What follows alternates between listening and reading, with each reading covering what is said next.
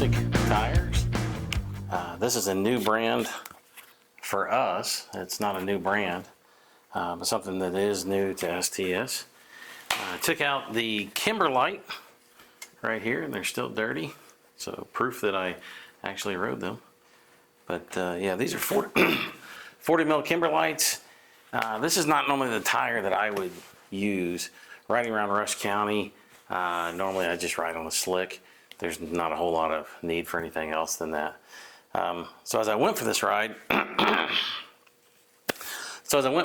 try to see, do a little testing, see how much we liked it. I started off with realizing that what I was riding was a tire that was recommended by Josh and his dad, in terms of like that's what they would ride in Michigan. As you can see, we have a fairly smooth top surface, and then you get a little grip there on the edge. I don't need that ever. I'm not adventurous when it comes to corners. I slow down. When you ride in Rush County, you ride these county roads in Indiana, the corners often kind of get built up with a lot of gravelly sand that's loose and makes me nervous. So my wife gets annoyed at me every time we get to a corner. I'm like, sand, watch out, gravel. But it's not like riding on a gravel road. It's really loose and can be dangerous.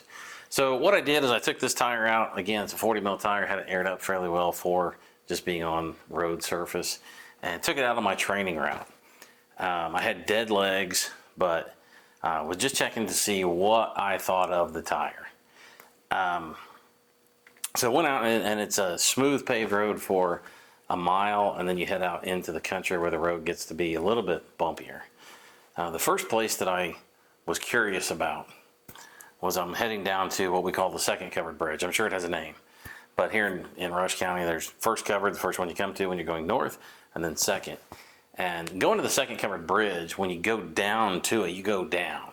You're up high and you drop down into the valley down by the river. And the one thing about that is it's always damp, it seems like. So it kind of makes me nervous. Am I going to lose traction? I'm going to hit a slick spot that I'm not used to. There was a chance of rain on the ride, but it wasn't raining yet. At this point, I'm heading out there, and that is 5 miles into the ride, and I'm trying to make up my mind. I'm trying to develop an opinion about the tire. And I'm just rolling along. It was rolling fine. Heading down into the valley, though, I started thinking about that damp aspect, and the traction was good. Per usual, there's some dampness, there's some gravel at the bottom, that kind of thing.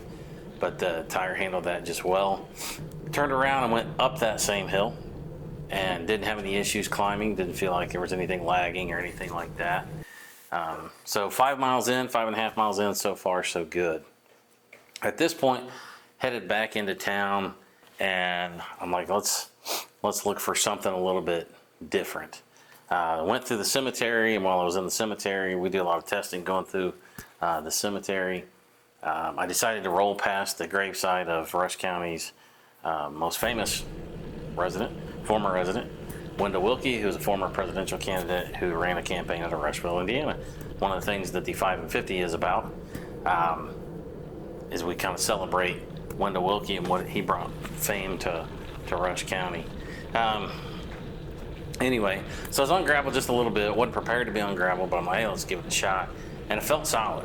I really did. I felt solid on that little bit of gravel. So I decided to go out the back way and hit a little bit more gravel. And again, I felt solid. I'm normally on a smaller, slick tire, and so when I hit gravel, I'm not as prepared for it or on a ride around here.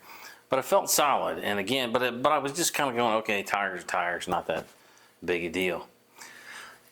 Recently at the cow pie, I was talking to a guy, and I was like, everybody always talks about tires at gravel races, it seems like, and I've kind of started to get into enjoying that.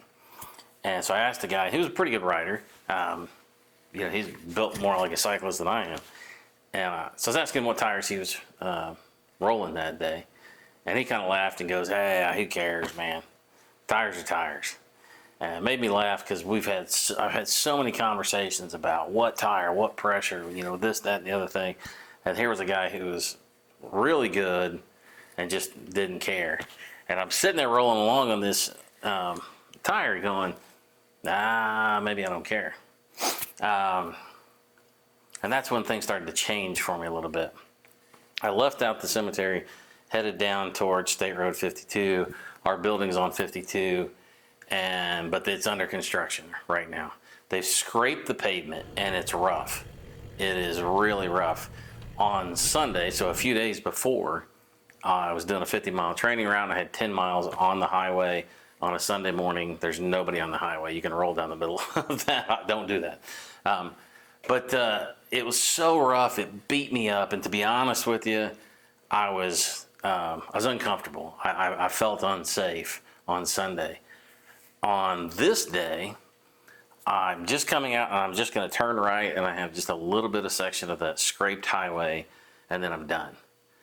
The one thing that happens with a good steel gravel bike, you got a good steel gravel bike and tires that work for you, the bike comes alive on that rough surface. And I hit that little section just to turn into town. It was 150 yards maybe.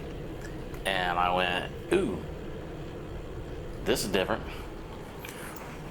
At that point, I'm like, I'm going to turn around and give it a spin. So I turned around, went up the hill towards the store, and the whole time I'm going, this is different.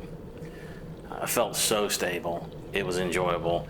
I was going faster. I mean, when I say the bike comes alive, that's probably one of the easiest things to think of. Normally when you hit a little bit of rough pavement, even on the slicks that I ride, which I ride a 38 mil slick normally, hit that little bit of rough pavement that's, chip and seal, and the bike seems to go faster. This is really rough right in front of our building right now, but I felt like I took off, and I felt great, and I felt comfortable. And after having an experience where I felt unsafe, it was like, it's the tire. The bike still is the bike, but that tire really seemed to come alive. So I was feeling pretty good about it, and then I decided to go out State Road 44, leaving Rushville. I was only doing about 16 miles for the test ride. I head out State Road 44, and just to try to ride in that little bitty section between the corduroy and the grass. The one thing about this section, it's where people are coming into town. So semis and everybody, it's a main entry point for our town, and it's always rough. There's always sand and rocks and a lot of dirt, and you never know what you're going to get, but it's never smooth. There's always bigger rocks than what you expect. You try to hit the smooth line, and sometimes there's varmints that have been scrambled by vehicles, which there was today. That was pleasant. But I'm on that, and I'm like, this is good. This is good. When I came close to an animal that had been ended there on the road, I had to cross over the corduroy to go around it, and normally that's just a horrible experience, but it really wasn't too bad this time. So all of that being said, the American Classic, this is the Kimberlite, and it is a 40 mil tire. I'm normally riding a slick from a different company in a 38, and sometimes a 40, but here lately it's been a 38. And I gotta tell you today, this one passed my test and impressed me. I'm curious what Josh and Greg are gonna say when they take the tire up to Michigan, where you're gonna go from pavement to dirt and gravel a lot more than what you do around here. Here it's a chip and seal, and most of our chip and seal is fairly smooth. It smooths out really quickly. So I'm curious to see what they're gonna say, but so far so good. We have more American Classic tires coming that we're gonna try out. But I gotta tell you, I think this is a solid tire. So again, Crusader, can't beat that. Thanks for watching. If you like this, like and subscribe, all that jazz. So help support the channel, support SDS. If you need a bike, let me know, man. We need butts on bikes.